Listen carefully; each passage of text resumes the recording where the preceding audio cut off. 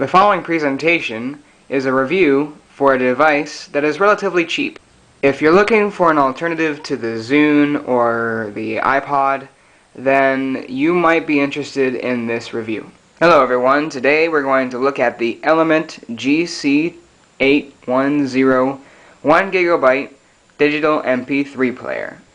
But first, a public service announcement brought to you by For Financial Freedom. Please take care of your electronics. You will be surprised how long they'll last. Alright, on with the show. Let's take a look at the unit. And here it is once the autofocus gets into view. There we go. As you can see, this is a pretty straightforward looking device. Pretty small as well. Very reminiscent of what you would call a USB drive that you plug in and you exchange with your other files and stuff on different computers.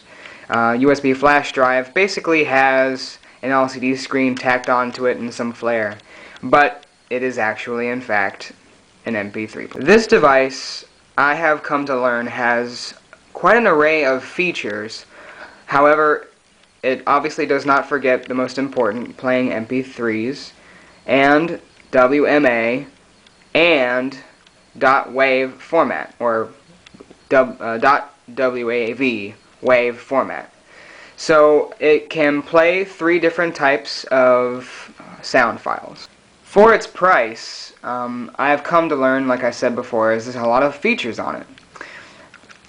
And it's very, very simple. As you can see, this is the travel navigation button, which I will explain in detail later. This is the play button / pause button / turn on / turn off button. This is the hold button, very useful. And this is obviously the audio jack for your headphones. And this is obviously the volume control. Now, an important feature you will very quickly realize as soon as the autofocus comes back. Okay, here it is. Ta-da! It's a USB 2.0 plug-in. Now, this makes this device quite unique, although I am very familiar with other products that are capable of doing this. But when in comparison to the iPod and the Zune, the high-end kind of stuff, you don't normally see such a really simple design like this. And I will show you also how to put files on and everything by doing this, which is a lot easier than it sounds. Oh, don't forget, I will also explain the features. However, I'm going to focus the most on MP3 player, on the MP3 player part of it, and the system settings control, which, trust me, you're going to want to know how to use. As you can imagine, this device was made in China, and because of it being so cheap, you can also expect it to have a little bit of a quirk here and there. Well, luckily for us, this device doesn't have that many of them, and I will get around to showing you right now. So let's power up the device, shall we?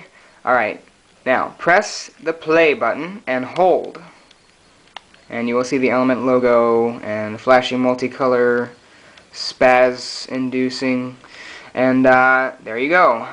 Here we have the menu. Now, in order to navigate, you push this forward and back, meaning left and right.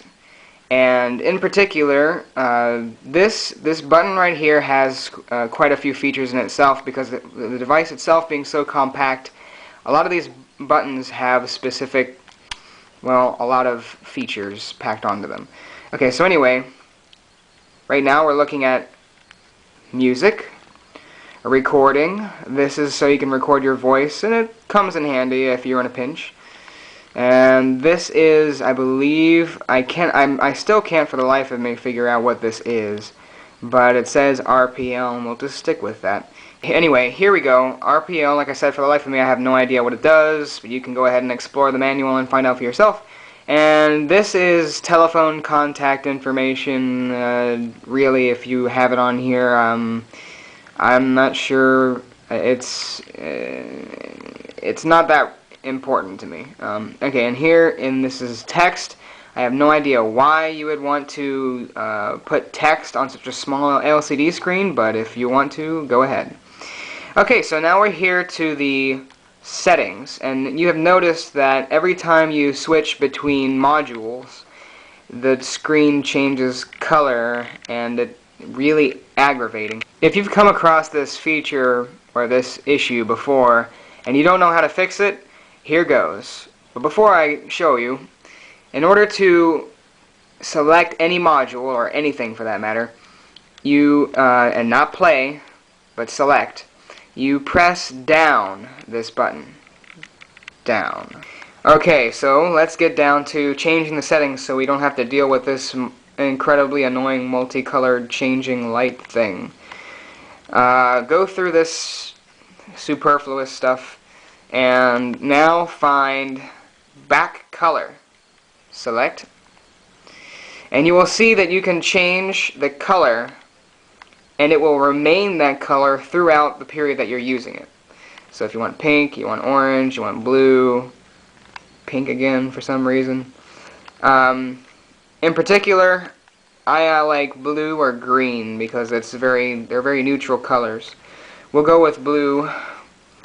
And if you want the backlight completely turned off, obviously for this video it wouldn't be all that helpful, just select this and go all the way to 0.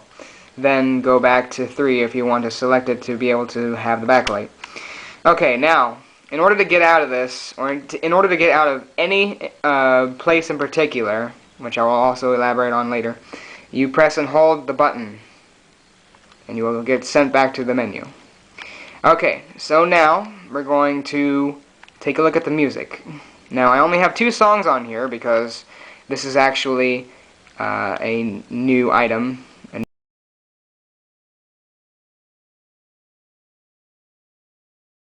Before I continue, this device comes with its own pair of headphones, although I wouldn't want to stay with them for very long because they scratched the inside of my ear, and yeah, I wouldn't trust them very much, but here they are. As you can see, they're okay. I mean, they'll suit their purpose, but if you want something that'll really last you, take a look at this. These are one of those fancy Sony headphones you've seen before, the earbud ones that go in the back of your ears and, you know, they embed themselves into your skull and then you can listen better. But of course, this video is not for showing off these other audio equipment. Anywho, I'm going to plug into the device. Then I am going to play the song. Now, unfortunately, I do not have 3 hands, so I'm going to have to put this on the ground. You'll have to see a fuzzy screen for just a moment. And we'll start playing the song, and then you will go from soft to loud. Here we go.